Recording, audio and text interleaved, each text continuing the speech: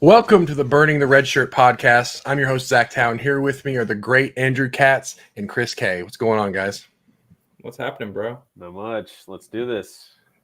All right, here today we're going to talk about our Dynasty rosters. I just rolled over to the new 2022 season. Everybody's always excited about that. All the trade offers that we usually send and ultimately reject 100 times before August. But we got a lot to talk about. We have some interesting rosters. I won't start with mine. I think either of you want to talk about your roster? Well, overall, it's just exciting, and it makes things feel so much more real when we actually get that we can roll over our rosters in Fantrax from 1 year to the next. I mean, there's that period, the dead period, right? Like the recruiting dead period where you can't really do anything. I mean, Jared's out here running Excel mocks, and it's great because it gets the blood flowing a little bit, but when we get to roll over the rosters, when I get to cut that dead weight of all those players that are no longer part of the college football landscape. I mean, admittedly, I'm still holding on to some of my favorites. Like I won't cut Corral probably for a few months. I'll let him hang around. But you cut the dead weight, you actually get to set your roster with an eye toward week one, even though Fantrax hasn't loaded the schedules yet. Like you can clear out the guys that you were starting at the end of last year and kind of actually set your lineup. It feels really great. So I'm excited. Yeah, for sure. It's funny because Fantrax lets you roll over an NFL season like before their season's even done. Like the Super Bowl is tomorrow and I can roll over to the new season already. But college football, you have to wait until Fantrax says so. I'm not really sure. Can you imagine how much harder it is to maintain the college football database and all the realities associated with than NFL, though? Just from like a data source perspective. You're right. But when you roll over the college season, like a lot of the players haven't even been put on the correct teams yet. They've transferred. It feels like it's literally just a setting. Yeah, they just flip a switch. It's like they're eliminating players. Mm-hmm. They just literally say, okay, now you can start doing more. Yeah. So, I don't know. Yeah. But we've done it. 2022 season has officially started for college fantasy football Dynasty. I guess we can kind of jump in to we should just go by position, I think. Like we could go quarterback, then running back, then receiver. Well, what do you want to do? You want to talk through our teams? Who has the second? Which of you two has the second best team, and which of you has the third best amongst us? Is that the? I mean, that's fine. I think that's cool. Okay. I like my team until I started looking at both of your teams. I'm like, oh, my team's not very good. It's gonna be problematic for you. So I guess what I'll do is we'll just throw the quarterback, compare quarterbacks, right? All right, Andrew, you have Aiden O'Connell. You have Tanner Mordecai, Cordero, Bailey, Plumlee, right? Isn't that who I got? Well, I don't know if you saw, I moved JRP into the starting QB spot over Mordecai's on the bench to start the year after his slow finish. Well, I didn't look at the actual starting lineups. I just pulled the rosters. I see. There's thoughts that Mordecai might not win the job. How do we feel about that? I think he wins the job, bro. I think so too, but everybody loves who is it? Evan Stone. Everybody loves the whole Josh CFF guys is like the big leader in that clubhouse of like that guy could take over Tanner Mordecai. Is he still feeling good about Preston Stone? I feel like, I mean, with so many players after they get out of their true freshman years, if they don't pop, like they become apparently less of a shiny toy. Apparently, it's the whole he recruited them, and Mordecai was like kind of bland till the end. I don't know. I mean, give me Mordecai. I have Mordecai in other leagues, so totally in. But there is that doubt that it's going to be him. But I don't know. No, I don't know how you could. I feel like the most likely scenario is Tanner maintains through the spring, plays better than Stone in the spring, and then Stone transfers out after the spring. Yeah. But It's I interesting. mean, it's just an educated guess with absolutely no. Oh, after the spring, like that's tough though. Wouldn't you want to transfer pre-spring? Like, because if you transfer, if your intention is to start, right, you want to play and you want to start, that would be a hard thing to do in May. Like I don't think you can. I don't think you can just roll. Like, I don't think you can just dip out like in the middle of February and then enroll it. Like like they have to have that semblance of the idea that this is like school actually. So I don't think you can just like go and start practicing like mid-March. Right. I mean, I guess then just because like if he truly thinks if he's going to stay there and he knows, all right, this is Mordecai's last year, next year's my might as well wait. Like, yeah. If you're going to wait here or wait somewhere else, it doesn't really make sense. But I think he would leave to go try and compete to actually start if he's thinking, hey, I didn't win the job last year. It's not looking good for me coming out of the spring this year. I mean, that's true. Where do you go from a G5 though? Like, do you go Mac? I mean, I'm Usually you go lower. I'm sure Dykes will try and sell him snake oil to come to TCU. I mean, it could. They got Duggan and Chandler Morris though, right? Yeah. Yeah, I mean, and that's not totally where kind I go, of the idea personally. of he just goes somewhere to actually start with certainty, right? We've talked about it. These kids are dumb, right? Their decision making is just. I mean, it's very likely he goes to Oklahoma or USC or something, right? Like thinking he would, but right. As you guys could see at the bottom of the screen, there's Andrew's whole roster is coming across the screen. But you know, Mordecai, I think we talked about it. Like, I think he starts. I think he's fine where he's at. How do you feel about Plumlee? Honestly, like this year of your quarterbacks, where does he rank in your 6 or 7 quarterbacks you have? I have 4 that I feel like I'm pretty stoked about having them on my roster at this point between AOC, JRP, Mordecai, and Cordero. That's a fine 4, and I feel if the bet was, if I had to make a bet, would all 4 of those be starting week 1? And I'm getting like even odds on that. I think I would take that bet. I think they're all starting week 1, and if that's the case, I mean I feel strong about all of them to have good years. So 4 quarterbacks going into our league that you feel strong about. I feel like that's kind of the threshold where you need to be. 3 is too paper thin, because then what happens if you're wrong on one of them or one of them gets hurt, right? You have 4 strong ones, you got a couple others that maybe have some upside, and you're in a decent place. All right, so I guess I should probably tell everybody this league, you start 2 quarterbacks. People kind of need to know that, right?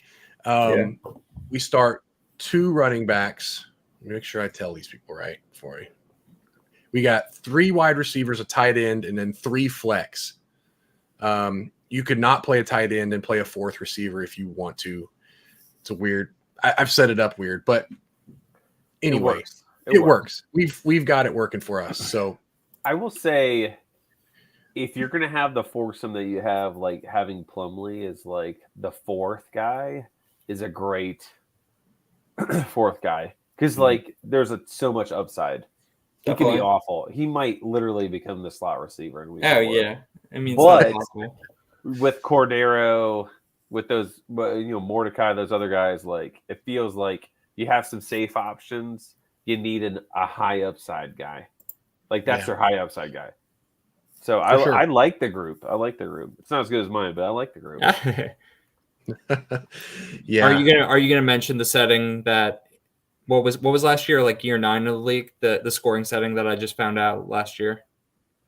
Which one? Oh, the touchdowns? Yeah. Oh yeah. Touchdowns are 6 points. Passing touchdowns are 6 points. Andrew's been playing this whole time for 9 years? That with the assumption that they're 4 points. So I guess that might change his strategy moving forward. I'm not sure. I guess we'll see.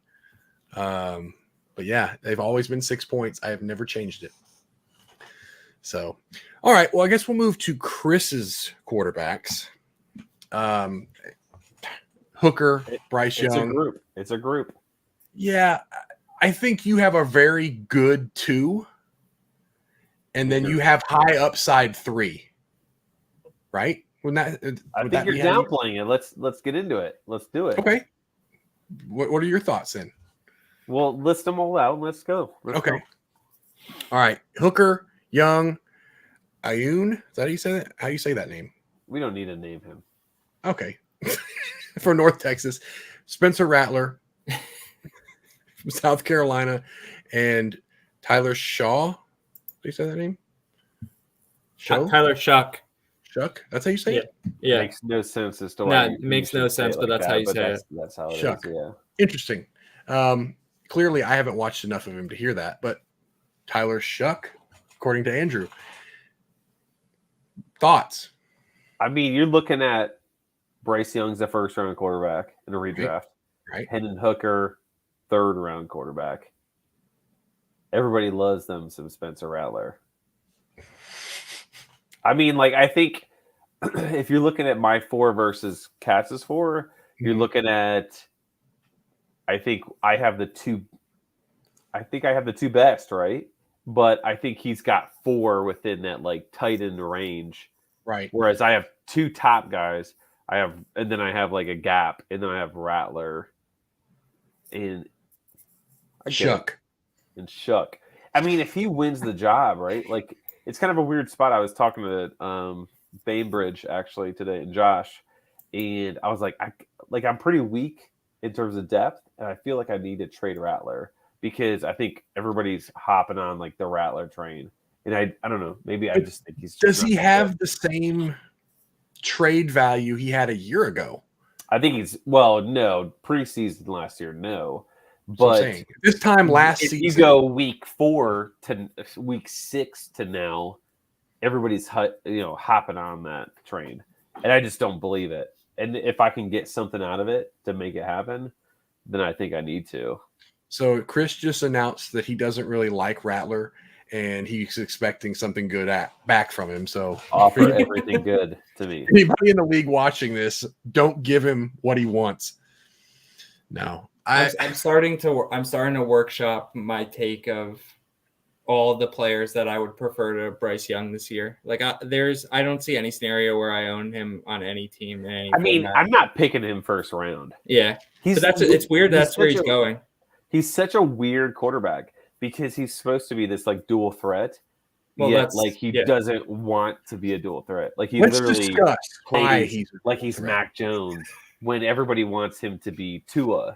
You know, like it's weird because he's. I mean, like when he runs really well. Yeah. So why does he not do more? Like is Saban just telling him like, "Yo, bro, just stay in the pocket and just throw it away"? Like it's weird because he's supposed to be a dual threat, right? I wonder if a lot of that is the options behind him. Like if he starts taking off and putting his body on the line a lot more. Yeah, maybe there's a significant drop off from him to the backup. Whereas in years past, you had Hurts, then you had Tua sitting behind him that you believed in, and vice versa, right? Like you had that option. Right now, I don't know that they might, but I don't know that the option behind Young is worth risking him for when you have the playmakers to just give him the ball and let them work. I mean, he probably doesn't want to run. Like the dude's built very slightly, right? We watch when he takes off, he's twitchy and he's fast. So I'm sure he could do it. But I mean, we know how that story ends for all quarterbacks. So after they do it X amount of times, or just catch a bad break right there, they're out multiple weeks. Yeah. I mean, from his perspective, it makes really zero sense considering how effective he is at throwing the ball too. And I mean, you go back, you look at his stats this past year. You go back. Look at his high school stats. He's never really utilized his legs significantly. So if you turn on and watch him, it's like, yeah, this dude can do it, but there's no reason for us to expect him to. Right. Until Addison transfers there, you might want to pump the brakes on Young, right? What does Young have to do to be a first rounder then for you, Andrew? I'm in the same boat. I see him more as like I think I'd actually like want Hooker more. I think Young has like more consistency than Hendon Hooker, but I think Hendon Hooker is like has a high floor generally speaking, and I think I'd rather him like if you told me which one would you bet on, I think I'd lean Hooker, which is weird, but it's just because he runs so much. So my question to you, Andrew, would be, what does Young have to do to get like close to that? You would need to project to have, based on like let's say the last couple 2-3 years, to have a season that's in the top 2 or 3 quarterbacks on a per game basis. And how does he get there if he's not running at all? It doesn't happen. Like, okay, so that idea of how he gets there is totally different than the idea of take all the quarterbacks today and project them going forward, right? Because those projections are going to inherently just be more conservative, and like he might project really high based on all the things that we know right now relative to all the other quarterbacks that are known right now, but it doesn't mean he's going to end up as a top 2-3 quarterback. I don't think he's going to. Yeah, I'm with you. I really I mean, he's on my team, right? I really like him, but like for him to go like 6th or 7th or 8th in like some of these mocks, these crazy early mocks, feels weird. Like there was somebody else I was thinking of the other day. I'm not gonna have any of that guy if that's where we're at in redraft. And I plan, and I'm sure you guys both plan on doing a ton of best balls. Yeah, like, when are we gonna start? I'm waiting for someone to just say, so, you know what, Josh and Mike were talking about doing best balls, low stakes best balls starting soon. So stay on it. June. But breaking news. Starting soon. Breaking news. Why don't we start first on burning the red shirt? But I don't think I'll ever have Bryce Young if it's like a 1st or 2nd round. It's kind of like the whole, like we talked about Lou Nichols last time, right? Like we all like him, but do we take him if we have a 1st round pick? Probably not, right? Unless we're late first, right? Like that's kind of how we. There's so many good options that like, why would you take someone pretty like, I don't know, maybe last half of the 1st round makes a difference, but like so many good options in the first round. Like, why would you take a guy with question marks? You know, like obviously Nichols is a stud, but like there's some questions regarding like, who is it? Kobe Smith, right? Like, or Kobe Lewis. Like, does he kind of like play into that, right? Because last year, none of us had Lou Nichols because of Kobe, and it became a mess. But yeah, it's the same thing. Yeah, we all like him fine. Like Bryce Young, I wouldn't mind having him on my roster, but I'm kind of with both of you. Like if I had a top 5 pick, I'm probably not. I'm not taking him. I think there's better options. If I'm going to go quarterback, I think I go somewhere else. All right, so I guess then we go to my quarterbacks. How's that looking? You don't sound as excited there. Well, no, not really. I got N'Kosi Perry, Jaron Hall, Daquan Finn. That's probably the one I'm most excited about. DJ Uiagalelei, Will Levis. How do you say his name? I've heard it 3 different ways. I lean Levis. Levis? Okay. Levis, Devin McCulley, and no, that's it. That's all I got. So Donovan. Finn's a dude. I love Finn. I picked him up whatever week that was. It was probably right before we cut the being able to claim people just right before the playoffs. And I grabbed him because I think he wasn't starting, but I think that they were playing so poorly that I thought, okay, this guy comes in and he runs for 100 yards and a touchdown. I'm like, okay, I'm going to grab him just for the hell of it. Yeah, why not? He's young. Dynasty, right. Why not? And he turns out to be a really good player. The thing about my roster is like DJU was such a big disappointment, right? Like we thought top 5 quarterback probably going into last year. Everybody pretty much assumed he was going to be the next Clemson great quarterback. Well, he was not by any means. And it kind of derailed my season. I wasn't going to win anyway, but it pretty much took me out of any playoff consideration because I was kind of scrambling and piecing together quarterbacks throughout the year. Because I went into the season with Ritter and DJU as like the 2 guys that I was going to kind of lean on. Hall he was, hit or miss. Perry actually turned out to be pretty good, but I like Hall. Yeah. Love Finn. Didn't know Perry was still in school, to be honest. I mean, that's like a lot of years there. Maybe he's not. I thought he was. I mean, I'm sure he is, but that seems like the old 7th year guy, like he's 27. See, Fantrax had him listed as a junior. I'm sure he is, but I think he's back, he's been here forever. I haven't heard about him going to the Hall draft. feels like a high floor, kind of low upside guy. Like, it doesn't feel like he's been untapped with his like rushing ability.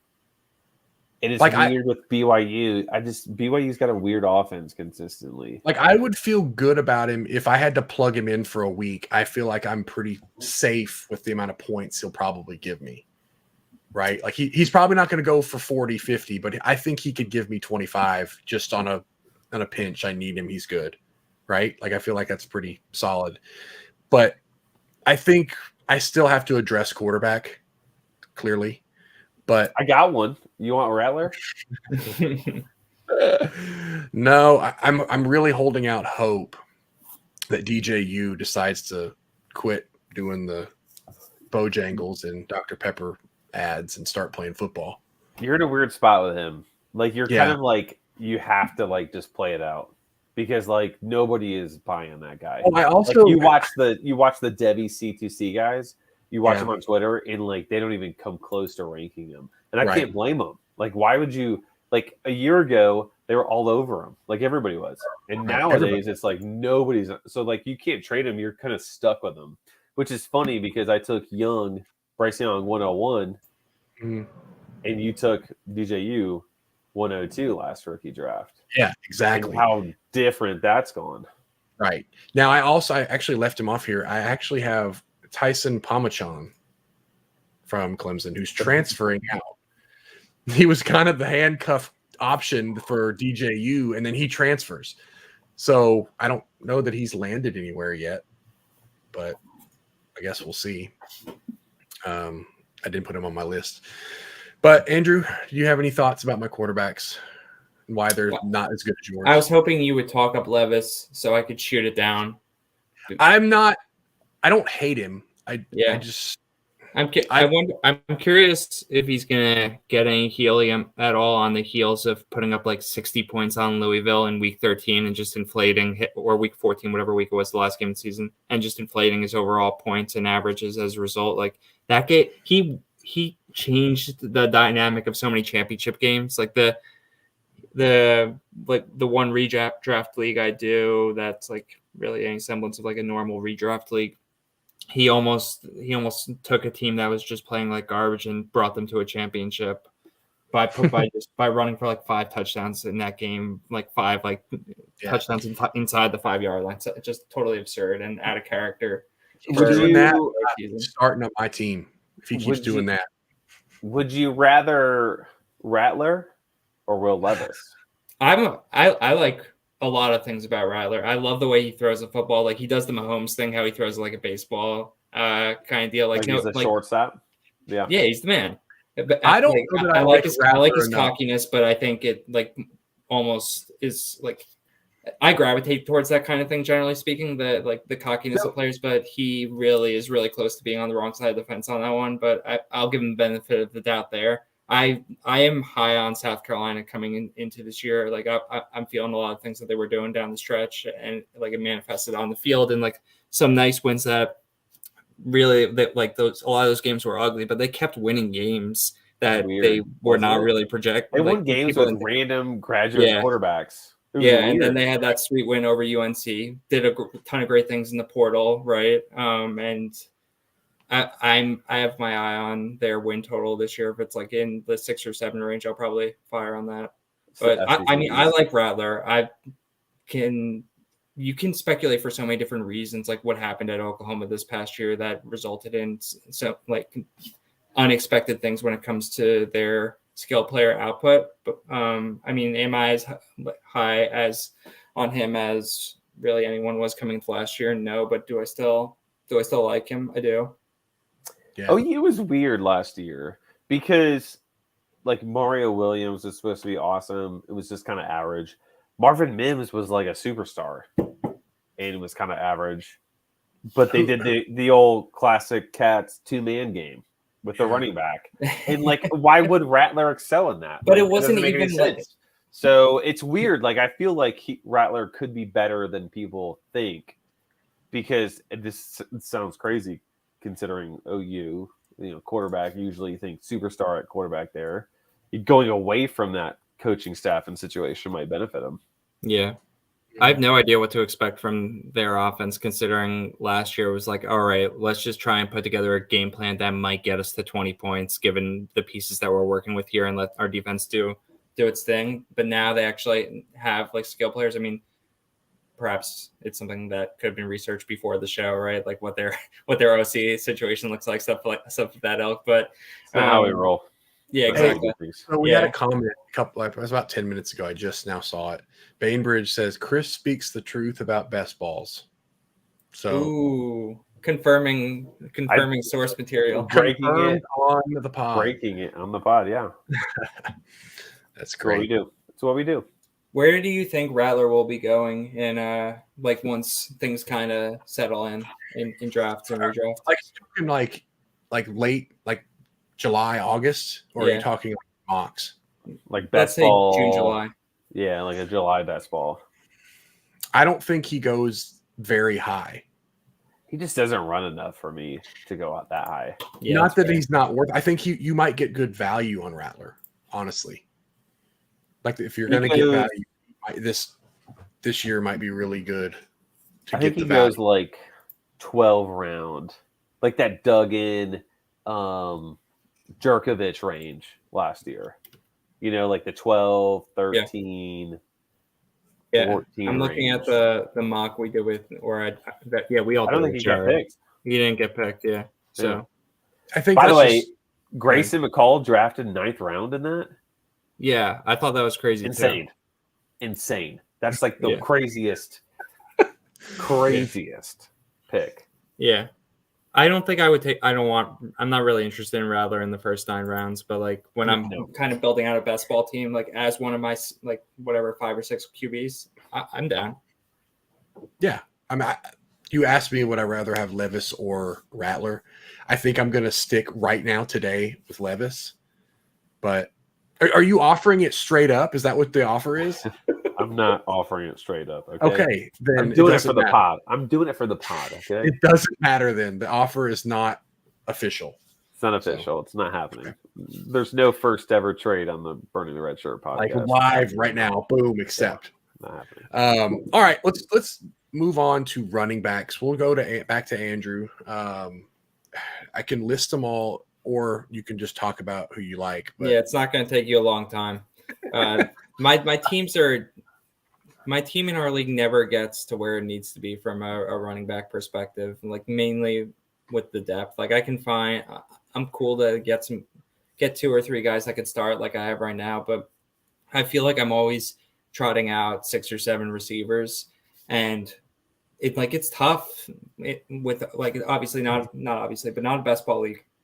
I'm trying to pick 6 or 7 receivers that are gonna and not have any of them not have like more than 1, like 2 or 3 actually have really like awful games. Like it's tough just because of the volatility of wide receivers, generally speaking, right? Unless you have 7 superstars, which not really. You're probably gonna run into a game where a receiver just doesn't get in the end zone, or a game or 2. So that's kind of how how my roster is shaken out every year. It's how it's looking right now. And when you get into the playoffs and you're going up against stacked teams and you need your team to show up, and a couple of your guys just don't do it, like you'll see next year. So that's right. Kind of the position that you're in, though, we haven't gotten to them yet, but you have plenty of wide receivers that you could move to get a running back. The problem is I like them all. Well, it's better strategy than Chris, than like hating on his guy and then trying to trade him. Like, I hate this guy. I hope somebody trades me what I want for him. Like Andrew's like, I love all of them. You're going to have to pry them from my hands to get them. But should I talk about this this trifecta of running backs that I'm bringing to the table this year? Go for it. All right, so we have my boy Braden Bennett of Coastal Carolina, thinking that he's gonna be one of the top 2 running backs this year. He'll be that kind of that big back that they utilize. Super fast dude, like showed out down in the bowl game, and also just kind of, I thought every time he touched the ball, he looked great. Do I think he's ever going to be a guy that gets 20 carries in a game and is ultra reliable week to week? Which, I mean, reliability in a league where you're starting you're picking your roster, your starting lineup, right? That's a little more valuable than in a best ball league. Do I think he's ever going to get to that point where he's getting 15, 20 touches? Probably not. So maybe not as optimal in our league as in others. Ellis Merriweather at UMass. I am a big fan of him. Did you see Nick? Do you see the comment on the screen, guys? Yeah, I do. I'm supposed to ask you your thoughts on your industry dynasty team. Obviously not this league, a different one. Yeah, I love that team. Why? Of course I love that team. It's my team. Per discussions with Mike, he thinks it's very meh. But maybe that's another podcast. Yeah, maybe I'll do a solo where I'll just talk that team up for a couple hours and for 45 minutes. Just a grandstand. We were talking about Merriweather maybe before the show, and it was like it feels like he's not a sexy pick, but it feels like he's a good pick. Like he's a good player. So if you're looking at 2 running back league with potentially 3 flex and 4 receiver potentially, like that kind of mix, that's a good guy to have. In like he at was least getting the 30 flex. carries a game down the stretch last year. They brought in that Iowa guy or Indiana guy, Tim Baldwin, who, I mean, whatever. Like, okay, maybe he takes a few carries, but I think they're bringing him in just for depth purposes. Maybe that's more hope than actual like meaningful thought. But half their schedule is the UMass thing where it's like a mix of MAC teams and like FCS teams, like New Mexico State. Yeah, the other half you're probably not ultra interested in running him out there in. But I mean, if having a guy that has potential to get 25 plus touches in half of his games, and I think that's sweet. Nick from CFB Winning Edge he released the free version of his way too granular team previews, and he did it for UMass. All the others, I guess you have to pay for, but I'm cheap, so I won't be getting that. But he talked about how the UMass brought over a new OC who was even more run heavy. So maybe 40 carries for Merriweather this year. I mean, when you're down by 30 every week, like can you have that many run carries? Can you have that many carries? The game that they won against UConn, right? He had 39 carries for 171 and 2 touchdowns. It's almost Kevin Mensah like 39 carries, 102 yards. Yeah. His last 5 games was Heisman worthy, honestly, if you look at the numbers. But no, I do agree with Chris, though. Like if in our league, which by the way, I didn't say this earlier, it's 20 teams. So you do have to kind of scrape and get some depth somewhere. Like he would be a really good pick that people aren't really thinking about to get.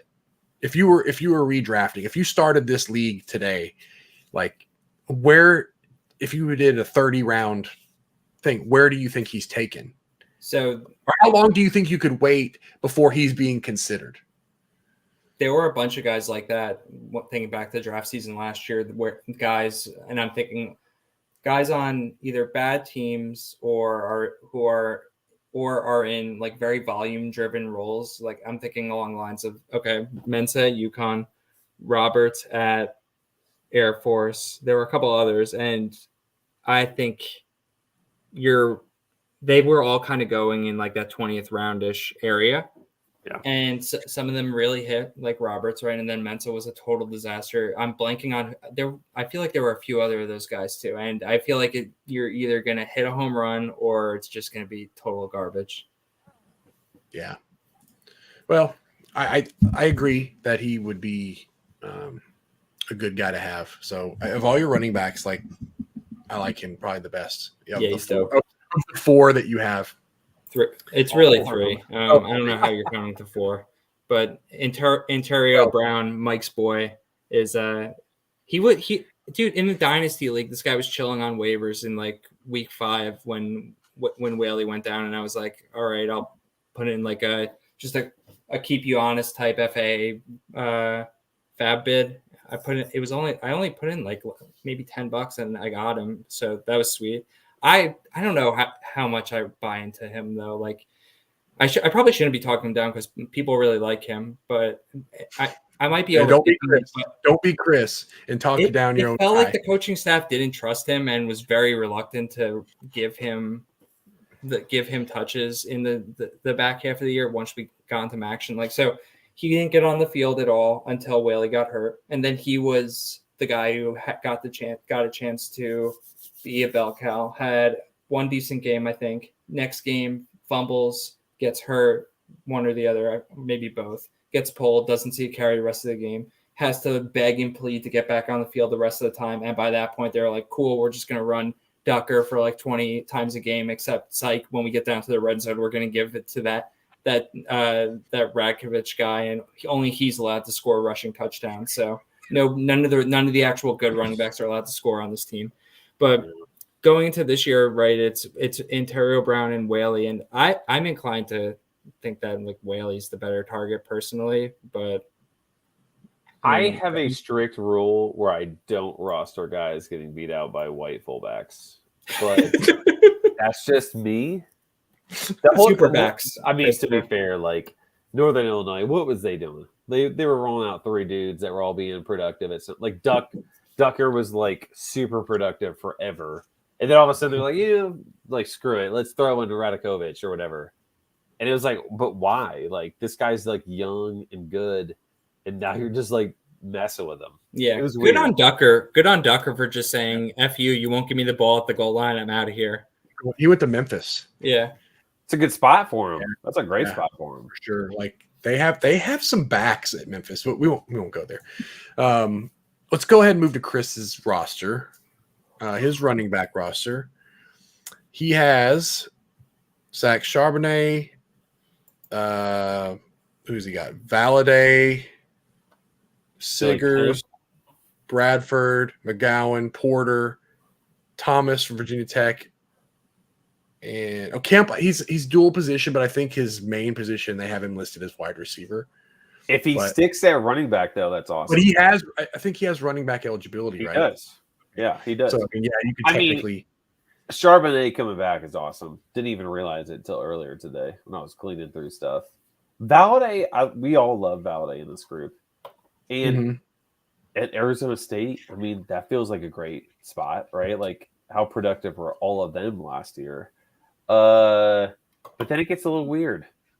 Siggers is like RB2 at SMU, right? Because Bentley's back. Then they have TJ McDaniel, I think they said is officially back. So that's odd. My question to you guys is, because I love this pick in the, I don't want to say rookie draft, like the off-season draft last year, Cam Porter. And then he got hurt literally a week later. Do we like Cam Porter? What is his outlook at Northwestern? Andrew?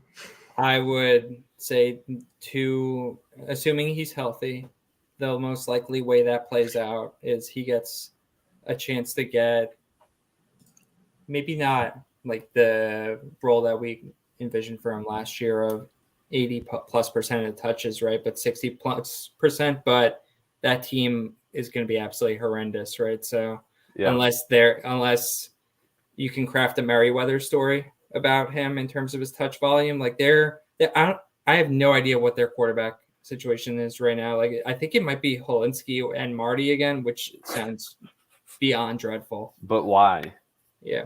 But why? Yeah. I think you're right. I think the best case is Merriweather. Because, I mean, if you think about it, right, UMass and Northwestern, weirdly enough, it feels like they're They were all set to build the entire offense around him last year, and the poor guy just whatever. Do we even know what the injury is? I feel like we assume ACL, but I want to say it was ACL, but who knows? Lower body. Lower body. I hate the lower body injury. It's the worst. That one will get you. I'll say I'm interested in two complete flyers that you would not even, that you would draft at the very end of best balls right now or in the future. Malachi Thomas at Tech. I'm curious what Pry does offensively. There's literally the thing with Virginia Tech is we have 12 scholarship running backs, which is just the most, people make fun of it all the time. Within our guys have just been transferring out, and they're pretty much telling them look, we don't want 12 scholarship guys, so leave. And now we're down to 6 maybe, which feels like a better number. But I'm curious what they do there. And then the other thing is Elijah Young, because we saw Batty, right? Not to say he's gonna be Batty, but if you're 80% of Tyler Batty, that's a great spot. Yeah, but they brought someone in, Nathaniel Pete. So the question is, does he beat out Pete?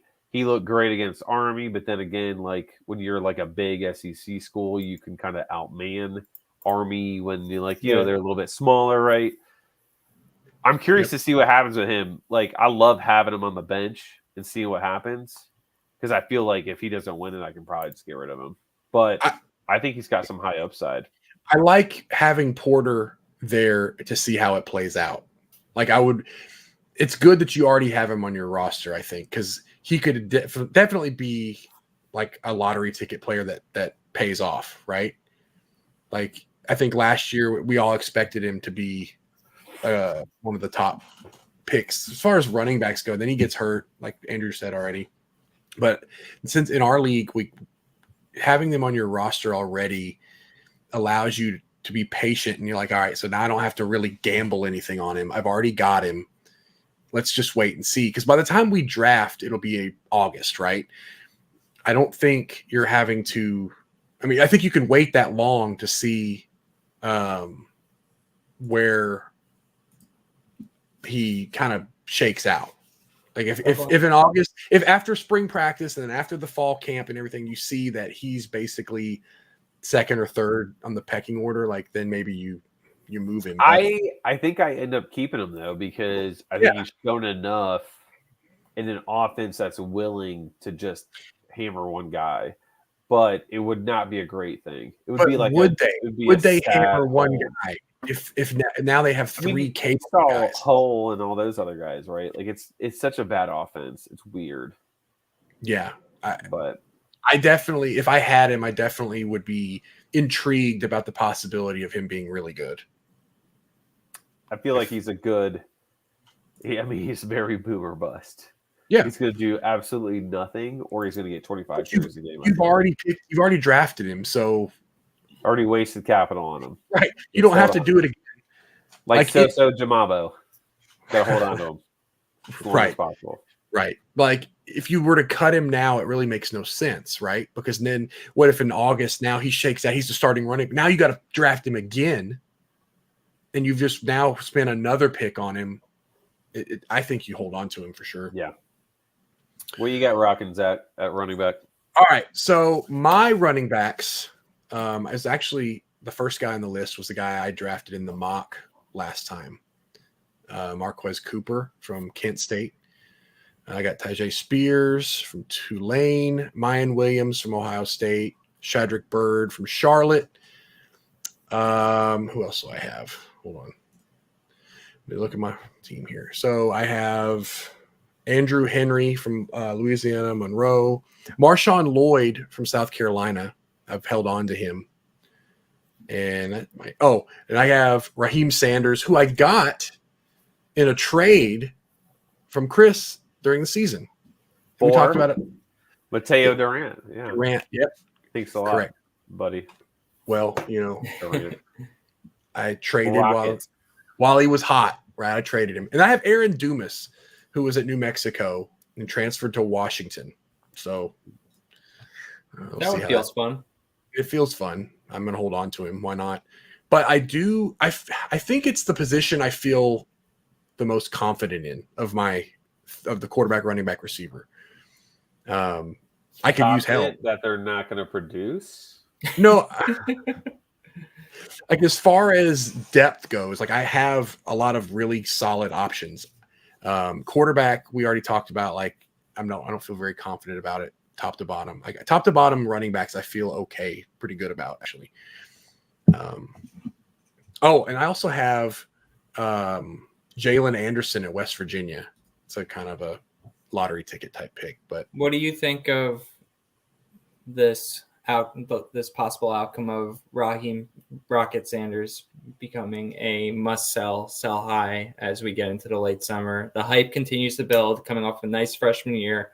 Deon Smith's gone. It's him. I assume Dominique Johnson's still there. Just two of them. Yeah. Hundreds of rushing touches to go around to that offense. The Devi and C2C guys are going to keep pumping the value, pump it up. You're going to be able to move him for something sweet. There's a third guy there too, right? I'm all for AJ Green, right? Yeah. So that's a great point, Andrew. I'm all for it. If somebody comes in and says, "Dude, I'll give you a first rounder for him," have it. I'm not that attached to him, but at the same time, he also has a potential to be very, very good, right? So, do we think Arkansas? What was that? Like, do we think Arkansas is going to do that, like running back wise? Like, do we think they're going to hammer one guy? Like, no. The last year they showed, right, that they're not going to do that. It felt so. Maybe I just wasn't following closely enough, but how just because there's multiple guys involved in a running scheme doesn't mean that it's entirely unpredictable. But theirs felt entirely unpredictable to me. Like one guy would have a 100-yard week, and then you'd play him in DFS, and he would get like 3 carries. Like I don't know what the rhyme or reason was behind their game plan. What's the possibility he transfers? I don't know. I think they're not letting him out of Fayetteville. Oh, I'm just saying, like if they're truly trying to run 3-4 guys, like he says, no, I want to go be the guy. I think running back's a little different. I think that like. I guess. Kind of like Georgia's kind of showed a little bit, like where you could just be one of like 2 or 3 guys. You flash success and like skills, but like everybody loves not having guys that are just getting hammered, right? Like the guy's getting 300 carries a game or a season, like McWeapon. Like you're kind of like, I don't really want that anymore, right? Like just give me a guy that's going to look good, that I know is going to be good skills wise, that didn't get hammered all the time. Like I feel like, I don't know. I feel like they could do just enough to keep him happy where he doesn't go, and he could see the benefit of not being overused. Yeah, I'm open to trading him. Let's put that out there right now. I'm open to trading him. I just don't want. Would you trade him for Rattler? No, probably not right now. To your point of like the possibility that maybe they give him a ton of carries and he realizes all that potential. Like it's not a real sell high if you don't have that feeling pulling at you of like, wow, if I trade this guy, like maybe it comes back to bite me. And like otherwise it's just grifting some dude, right? So yeah, for sure. All right, that's enough about running backs. We'll go to receivers. Andrew, your receivers. Yeah, I don't think we have enough time for me to talk about all of them, right? So how do you want to do this? You could just start with your top 1 or 2. You can list out your guys. So you mentioned before that I have 4 running backs. I guess you're right because now Keaton is exclusively running back. That's why I put him there. Yeah, in Fantrax. Last year he had dual eligibility, but no, he didn't. This is like my soapbox on which I like to stand on every now and then. He had exclusively QB eligibility, and you couldn't play him ever in any scenario, even though you knew he'd have a good game. You were trying to move his. It's awful. He couldn't do that. Yeah. So our league knows Andrew kept trying to slip me like $50 every week to let me give him running back or receiver eligibility. He wouldn't. He wouldn't stop. We're looking great at receiver coming to this year.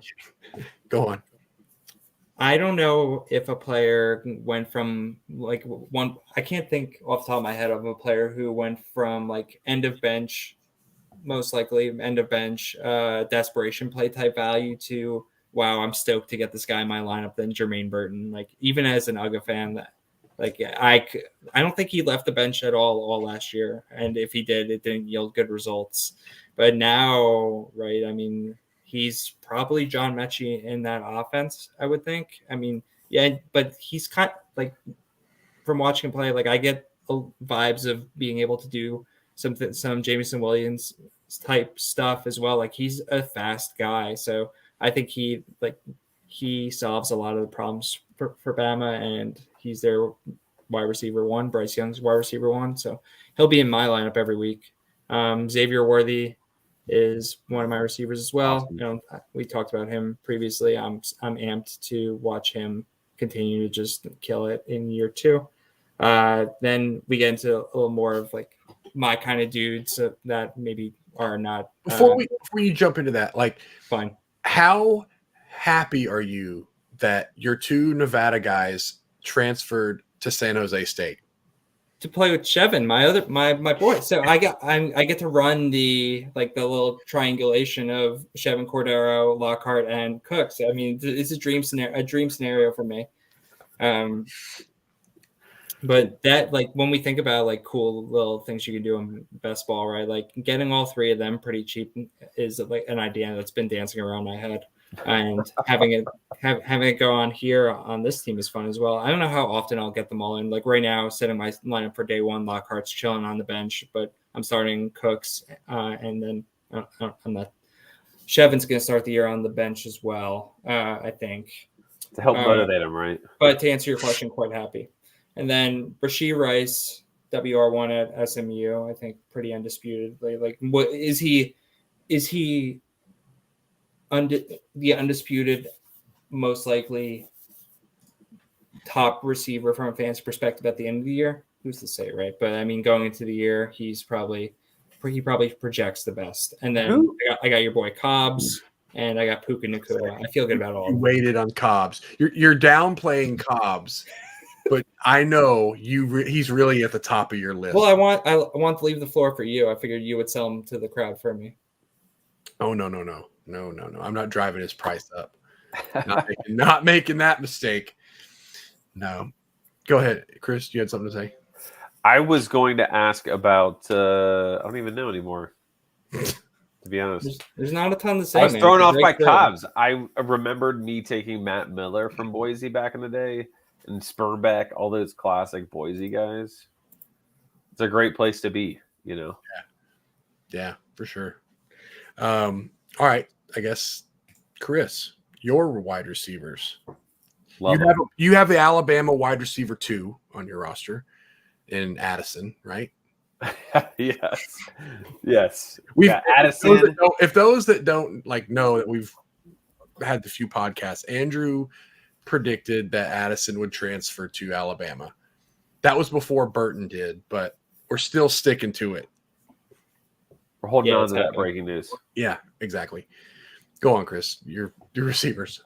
Marvin Mims, which I felt better about last year until now. Kayshawn, how do you pronounce his last name? Booty? Are we churching it up? Billy Kemp. Possession, great receiver in that offense. Hopefully they don't mess that up. Has dual eligibility. He has running back and receiver eligibility. Jake Bobo taking over the Kyle Phillips role for UCLA. And then it gets weird. I got Arkansas State receivers, Foreman and Hunt. Like, I feel like I'm just going to mess that one up every week. Like, I'm going to play one of them, not the other. You're going to pick the wrong one. Yeah, I'm going to pick the wrong one every time. And then I'm really hoping Brew McCoy does something. And by do something means, like, pop up on a college team and decides to play. He's going to Jackson State. You know it. I mean, do we allow Jackson State in our league? Maybe they'll get a Conference USA bid. But question, is James Madison, they're FBS now, right? Sunbelt, right? Yes. Yeah. So they should be popping up in the fan tracks this year. Yeah. How do we handle that? Well, that's maybe another episode. Well, they're fair game, right? Like, the rookie draft. Good thing I don't have a pick till 4th round. You don't have to draft freshmen. You don't have to draft. You can draft whoever you want. So they have historically a great offense. So that'll be interesting. Yeah. I don't have any picks in the first 3 rounds, so I don't care anymore because they're not going to be available. I will say I'm excited about my receivers. Addison, obviously, superstar. Booty, Butte, depending how much you want to church it up. Another first-round pick. Mims has like big play potential, and I like I like that offense, generally speaking. Dylan Gabriel, let's see what happens. Deon Smith at LSU. Still another in the portal. young guy. Yeah, is he still in the portal? Yeah. I tried to get him in a trade all year last year, and you wouldn't budge. I gave you Rocket instead. I wouldn't let you have him. You did. I think he's a really good player, though. So, like, wherever he ends up, even if it's back at LSU, I think. Are you basing that? So I added him in some spots last year based on him just mossing those Central Michigan defenders in that one game and going like 5 for 140 and 3. He's a year 1-1, so I'm not concerned about it. Oh, okay. He's not okay. I think he's got. I mean, he is a high star recruit. Has shown to play really, really well. Has hit some stat. I mean, I think wherever he goes, it's only up, right? Like if he comes back to LSU, he's the receiver 2 with Beck at tight end, receiver, or whatever you want to call him, in like some other competing receivers. So like it's only better if he transfers out. But I like him. I think that's a good. Like I think with him having 2 years left before being draft eligible, or definitely. Second season draft eligible, I think that's a good spot. But when you started with Addison Booty, I feel good about it. My problem is the depth, which I talked to you guys about earlier. Like, I feel really good about the starting lineup here. The question is when buys hit, like, all it takes is one guy to go down or, like, 3 guys to be on the buy at the same time, which is conceivable, especially in Dynasty when you're not looking at – because you can't predict that at all. Right. I could be in trouble for a couple weeks. So, we'll see. Yeah. There's plenty of time to – fill that in. Like once those schedules come out, you'll draft. I like to say I draft knowing the buys, like where the buys fall. But if I really like a player, I'm not gonna be like, oh well, he's got a week 8 buy with the other 5 guys I have. I'm not gonna get him. Like I still am gonna get him and just figure it out in week 8, right? Like that's what I do. I don't know if that's how you guys look at it, but all right. So then now we'll go to my wide receivers. One of my best friends refuses to draft anyone who has a bye in the championship week as a matter of principle, and he never makes the championship, so it never really matters. But you gotta give him credit for the confidence. You can call him Zach. Like you don't have to call him your best friend. You can just say Zach. Yeah, that would be me. No, that's funny that you say that. Like I see that like, man, he's got a bye in the playoffs. When I'm gonna need him, I'm not gonna have him, but I'm not gonna get there. So what am I worried about, right? All right. So my wide receivers I didn't remove them from my actual roster, so I make sure I didn't put him on here. But I have Ali Jennings, who another one I drafted in that mock a couple weeks ago. I got Mario Williams, who just transferred to USC, could pay off pretty big. And then from there, it kind of really just falls apart. I have Javon Baker, who just transferred to Kentucky, might get a shot, might be pretty good. So that could be cool. Lavelle Davis was out all of last year for UVA. But that freshman season, I don't know if you guys really kept up with him. Like he was a machine for them. But then like he had high hopes for last year and then obviously got hurt. But I held on to him for the hopes that he comes back and is something relevant. I got Brendan Rice for USC and Keelan Marion from UConn. Rice gives me Katie Nixon vibes. Goes from Colorado to USC and he just gets sucked into the void and you never hear from him again. Right. He was one of those guys I picked up right before the playoffs, trying to make some moves, grab some young guys before I couldn't pick up anybody anymore. Not a bad pickup, but like, why do guys think they should continue to transfer to USC? Like Mario Williams makes a lot of sense, right? Taj Washington, I get it. Like you're very good, but like a very average at Colorado receiver should stop transferring to USC unless you're just there to be in LA. That's Let it. Let me ask you this. True, honest question. Do you think that because he's Jerry Rice's son, that he thinks he's a lot better than he is. Or that he thinks that he will be better than he is. Like, yeah, definitely. Probably, right? yeah. So he thinks a lot higher of himself than pretty much everybody else thinks of him. It's possible. And that's he might have been taken. USC might have said, "Hey, come on," strictly because he's like played and was decent at Colorado. Wasn't that before and Riley he's very racist, though?